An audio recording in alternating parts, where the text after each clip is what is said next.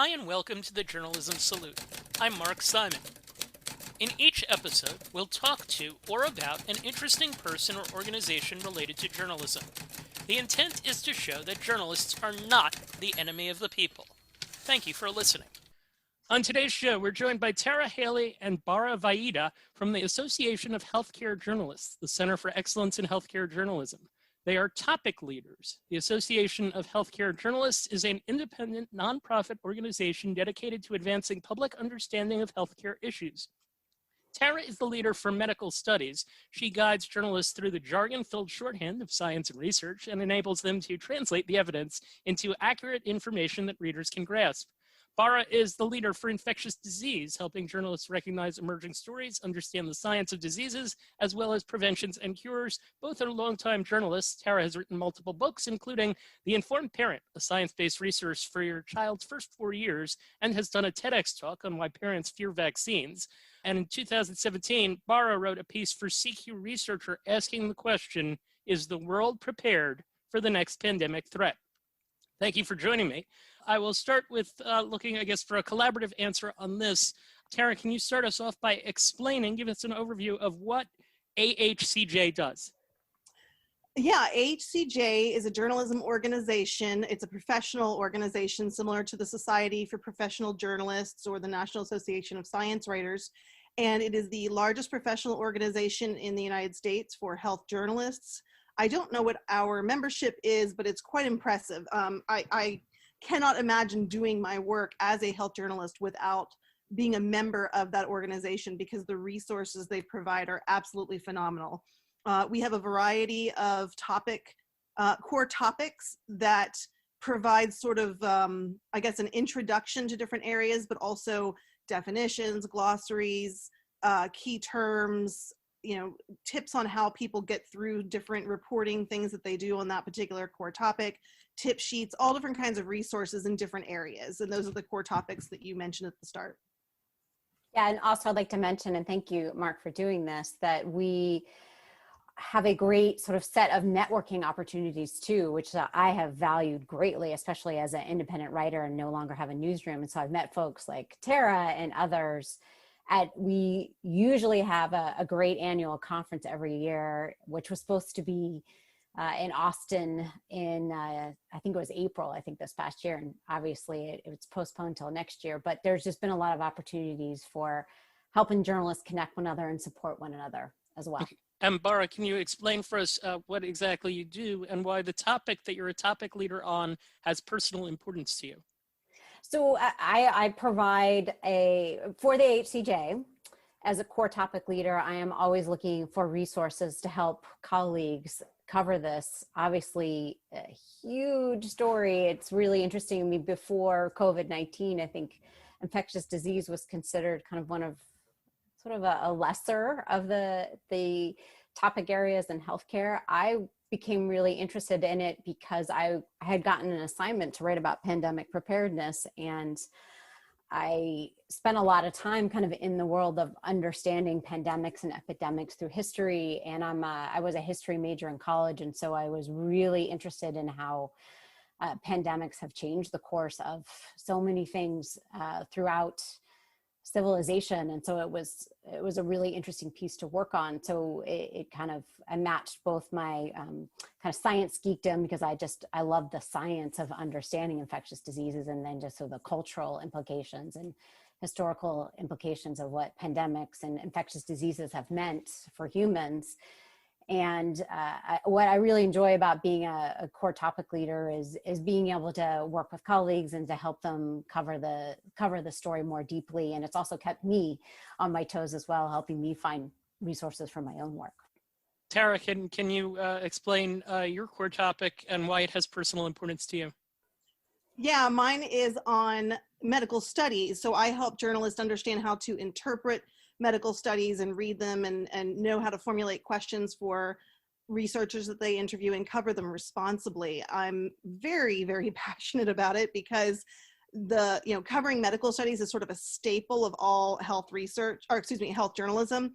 You will see headlines every single day declaring a new study says X. And probably more than half of those are just either really wrong or poorly reported. And they are very confusing to consumers who don't really know what to believe. It's like, I call it the coffee chocolate red wine problem, which is that any one of those will kill you today and save you tomorrow, because that's how it feels. So I think it's really important that journalists who are going to cover studies understand how to read and approach those studies and be very, very skeptical of the methods of them and how they report them, and really cautious about their limitations. I don't think we're cautious enough about limitations. And I don't think that journalists do a good enough job in providing context, putting findings in context, or in explaining how science works. People think of it as a body of facts as opposed to an ongoing process of seeking the truth and getting closer and closer over time.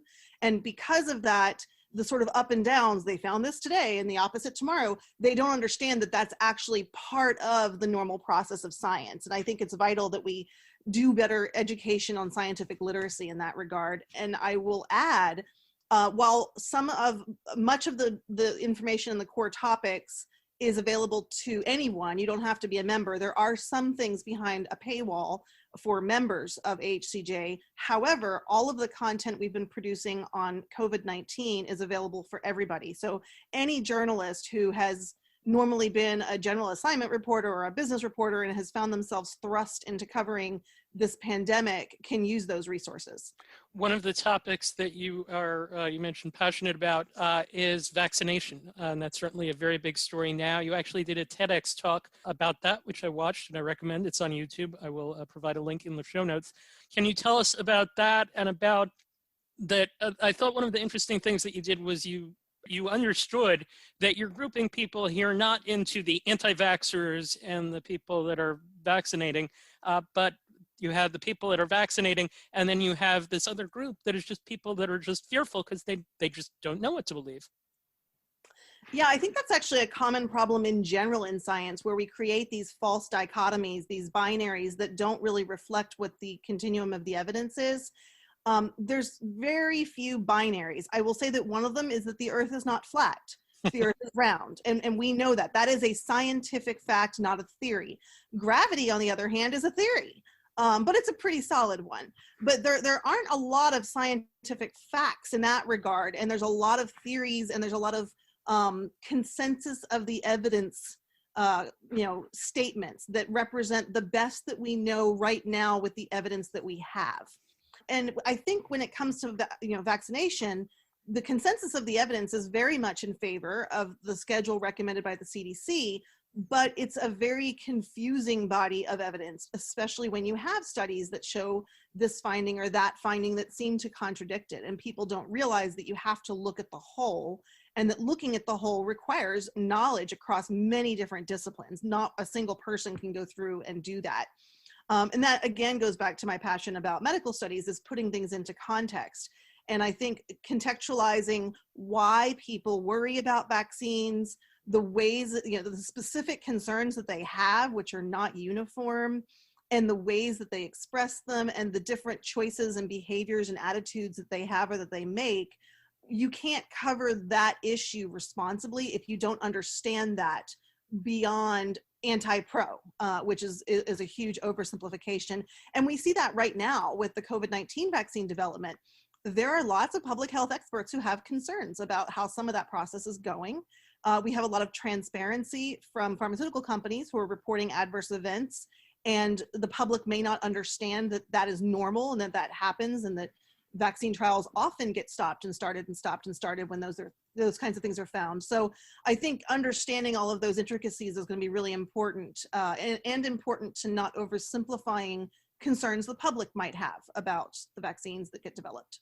I've seen a lot of that with journalists kind of not being familiar with what they're covering right now. That seems to have happened with what's happened. Bara, in 2017, you wrote an article asking if the world was prepared for the next pandemic. Can you tell us about that article and just reporting on trying to find something like that out? So no, right? I mean, as it turns out, no, we were not. I thought on some level that we were more prepared than, as it turned out, we were. I think a big part of that was the leadership issues. We had The biggest problem, I think, as it turned out, was that we didn't have the investment in the public health infrastructure. And I think that that was something that a lot of healthcare experts had worried about and raised red flags about. And it was just not a priority, obviously, and it has showed up now. I think, again, a big part of what went wrong over these past months is that there's been no clear leadership from the White House. There is this White House task force, but from what we understand, there's lots of conflicting decision making going on, and not necessarily what the public health officials don't seem to be the ones that are sort of necessarily in charge of how things are kind of playing out and being executed. What's happened is that really the states have been left to themselves to kind of determine how to implement guidelines from the CDC, but the CDC has been, that is the Centers for Disease Control and Prevention, which is the nation's was the nation's kind of premier public health agency and has been for many, many decades.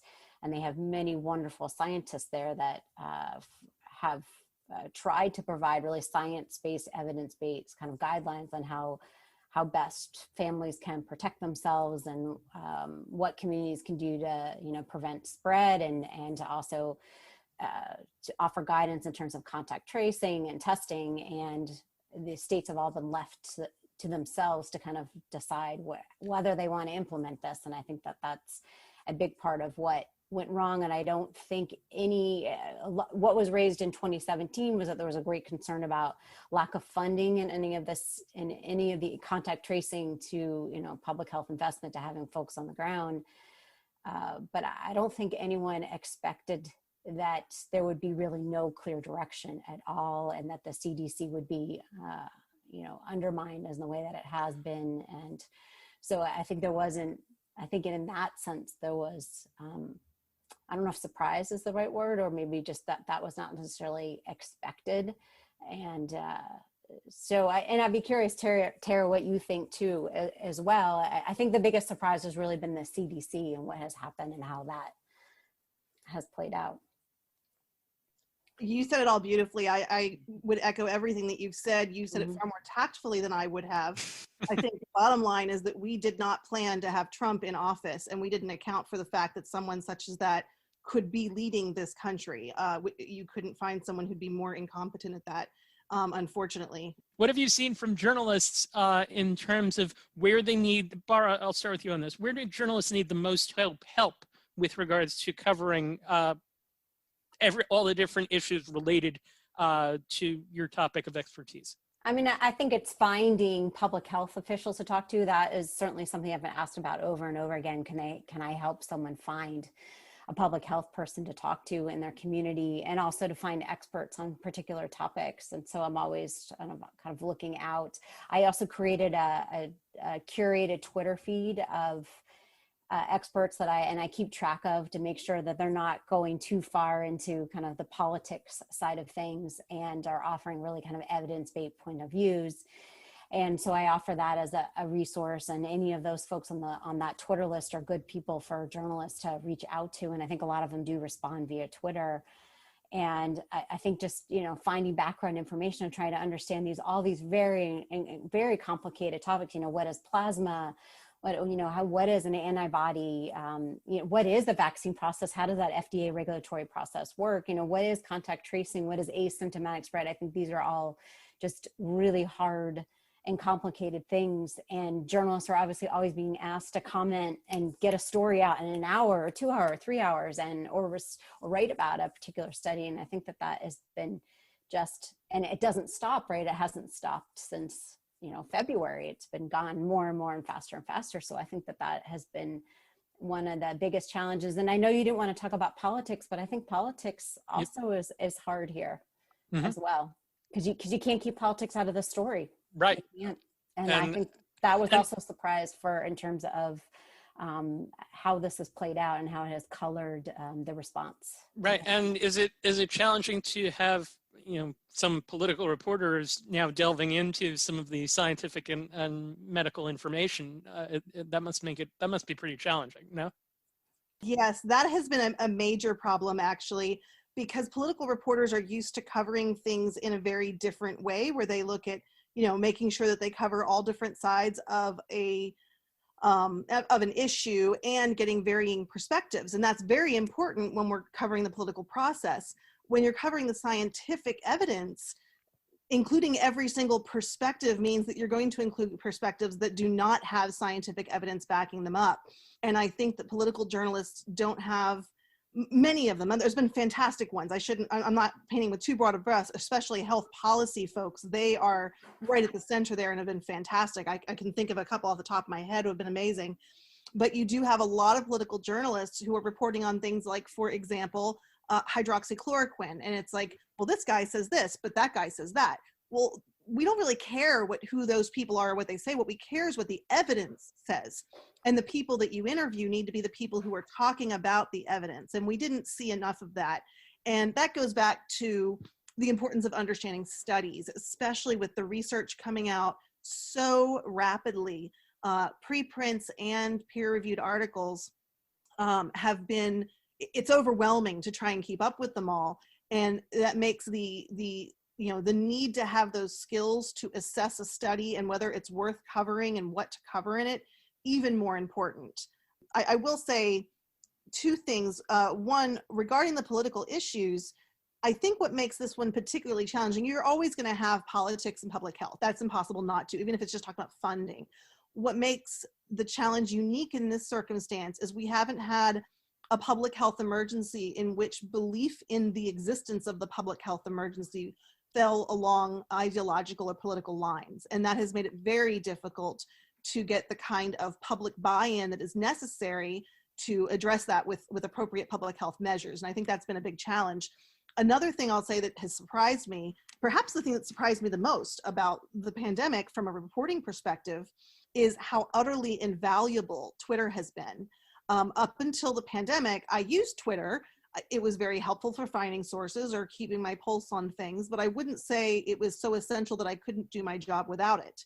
During the pandemic, I would say that I can't do my job effectively without Twitter, because there are so many phenomenal public health experts, infectious disease experts, epidemiologists, all providing like on the fly peer review with preprints, or, putting things into context that are being reported, or correcting things that are misreported, in real time. And following them has enabled me to sort of separate the wheat from the chaff and find the signal in the noise and all the other metaphors you want to use for that. That would be so much more difficult if I weren't following, for example, a lot of the experts that Bara included on her list. So that's something I did not expect, because Twitter didn't seem like an essential reporting tool until this. Bara, I'll start with you. The biggest lesson that you've learned from the last 6 months that can be applied specifically to covering future significant medical issues. I was thinking about this for a bit, and I think that health disparities and inequality in healthcare access, I feel like really came to the forefront in a way that it hasn't before. It just felt like it was much huger, and it's always been there. And we've been talking about this for a while, but I feel like this has been finally the time where people more broadly can see how much, if we're only as healthy as everyone in our society is. So if there's these huge sets of people that don't have access to healthcare, that aren't able to, get testing, aren't able to get the care in hospitals, that affects everyone, right? And I think that for a long time that it's sort of like people knew this, but they didn't really see it until this moment. And I hope that stays part of our healthcare coverage forever afterwards, just how important this is. The culture of health really matters for all of us. And so that to me seems like one of the really important lessons broadly for healthcare journalists, that this is not like, oh yeah, social determinants of health, but let's talk about like that new drug, like that gets a lot of the coverage, or let's talk about that, new diagnostic tool, but really it's really, really important that we talk about healthcare access and inequality and culture of health. I love what Bara said, that I spot on to all of that. You know, public health is public health. And I think it's very true that, you know, we are only as healthy as the least healthy among us. I love the way that she put that. I think the big thing I take going forward, it's not really different than what I would have said when I started out reporting, which is we have to listen to the experts. We have to listen to expertise, and not just any expert, not just someone who has an epidemiologist in their resume. We have to find the right experts for the right questions, the experts that have the right experience and are, you know, uniquely suited to, you know, address those specific issues. You know, find the epidemiologist who specializes in contact tracing and talk to them. Find the epidemiologist who, or the infection preventionist who, you know, focuses on, you know, transmission in enclosed spaces. You know, finding the very, very precise right experts, both in terms of journalists, but also in terms of public policy, and ensuring that those are the people on the task forces at every level, from the local up to the federal. I think we really need to focus on having experts leading the conversation, and that also allows for the second part of that, which is public education. You know, public health education of the public. You know, it's understandable that the most people, if you'd stopped them on the street a year ago, would not have even known what an epidemiologist was. But we have a huge task ahead of us, that journalists right now are not just journalists, we're also sort of teachers.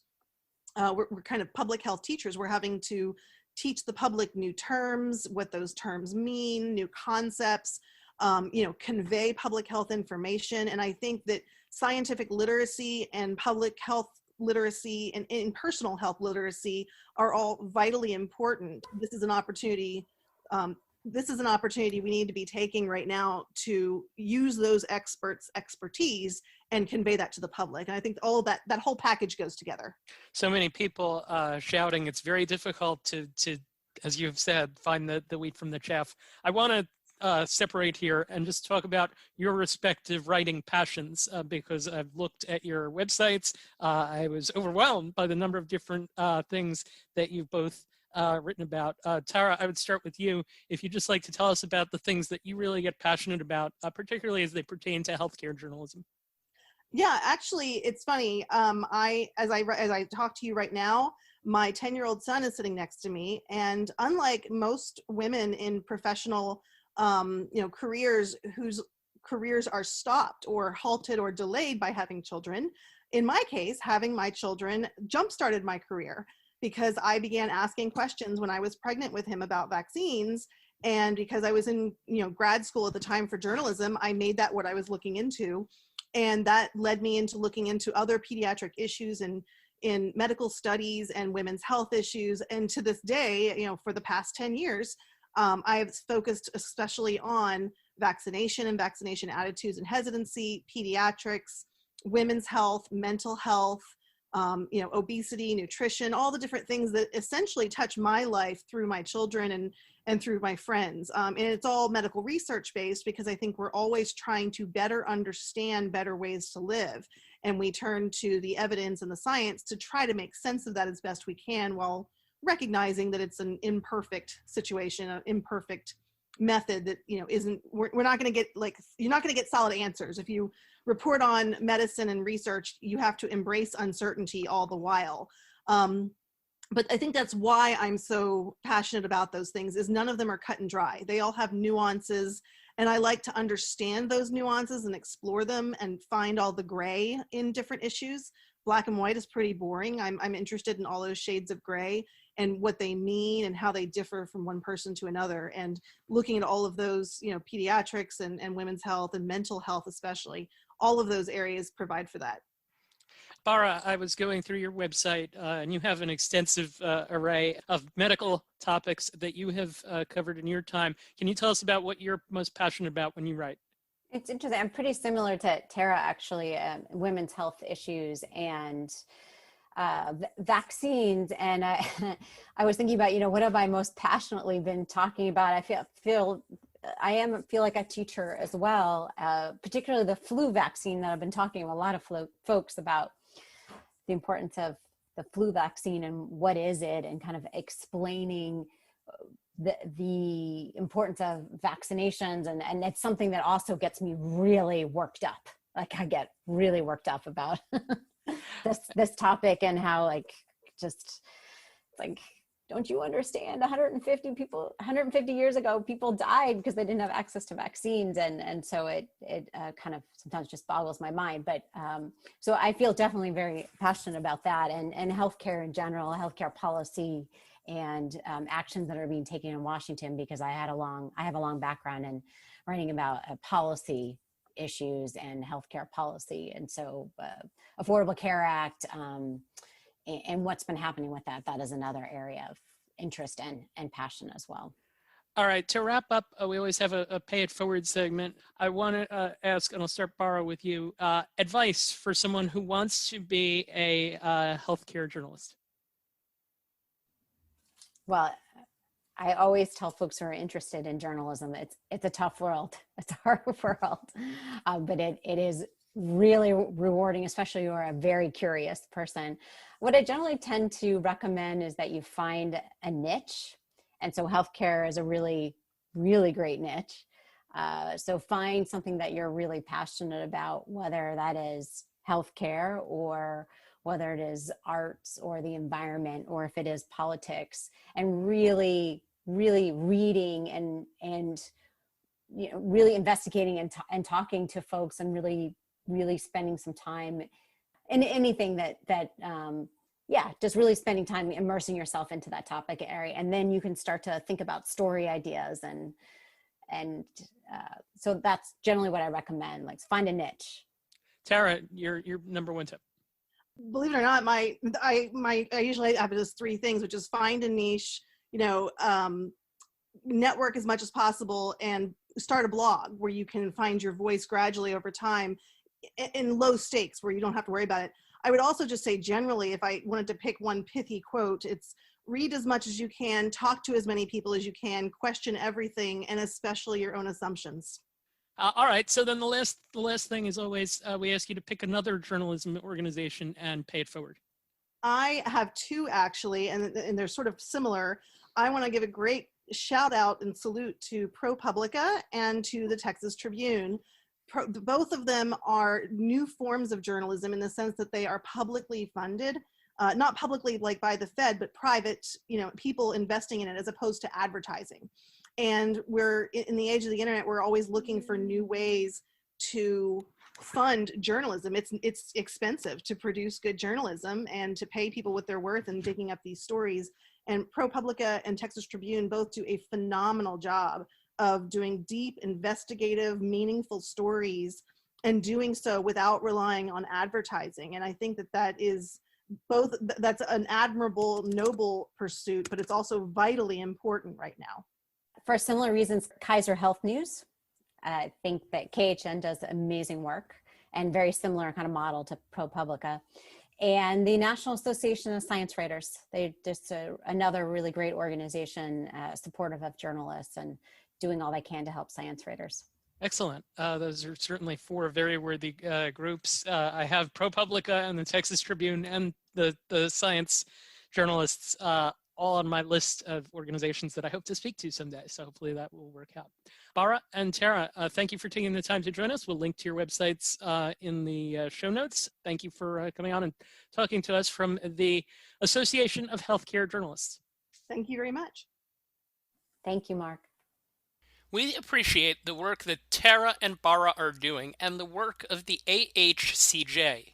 The goals of the AHCJ are as follows: to support the highest standards of reporting, writing, and editing and broadcasting in healthcare journalism for the general public and trade publications, to develop a strong and vibrant community of journalists concerned with all forms of healthcare journalism, to raise the stature of healthcare journalism in newsrooms, the industry, and the public as a whole, to promote understanding between journalists and sources of news about how each can best serve the public, to advocate for the free flow of information to the public, and to advocate for the improvement of professional development opportunities for journalists who cover any aspect of health and health care.